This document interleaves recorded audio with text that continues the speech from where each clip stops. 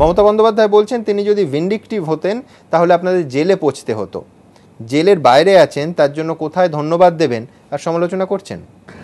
কি উত্তর দেবো বলুন তো? এগুলো কি একটা রাজ্যের এই স্তরের যিনি সরকারের এই স্তর থেকে এইসব কথাবার্তা আসা উচিত?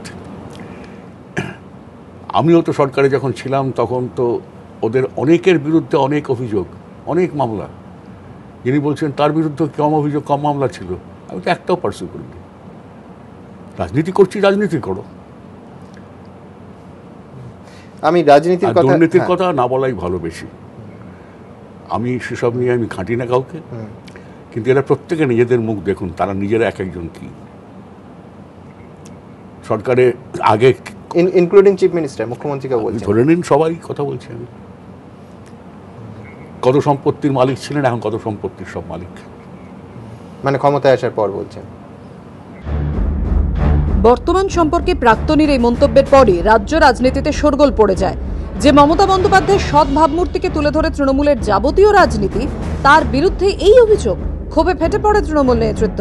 বুদ্ধদেব ভট্টাচার্যের মেয়ের স্বেচ্ছাসেবী সংস্থার প্রসঙ্গ টেনে পাল্টা তাঁকে আক্রমণ করতে নেমে পড়েন পার্থ ফেরহাদরা। তৃণমূলের আইনজীবী সেলের পক্ষ থেকে প্রাক্তন মুখ্যমন্ত্রীকে আইনি নোটিশ পাঠানো হয়। জানতে চাওয়া হয় কেন তাঁর বিরুদ্ধে মানহানির মামলা করা হবে না।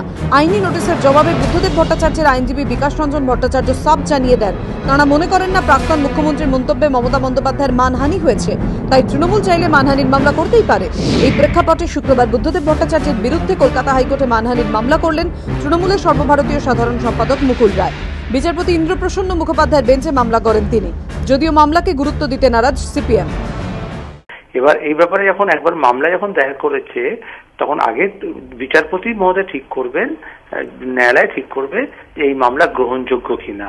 এবং বুদ্ধবাবু যেটা বলেছিলেন সেটা স্পষ্ট, বারবার আপনাদের চ্যানেল দেখানো হচ্ছে সুমন দেহের প্রশ্নের উত্তরে।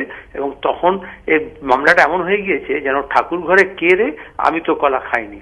এবার তাদের এসে প্রমাণ করতে হবে তারা কতটা কলা খেয়েছেন, কজন খেয়েছেন, কজন ভাগ করেছেন, কজন খাননি, এবং ঠাকুর ঘরে কে কে ঢুকেছেন।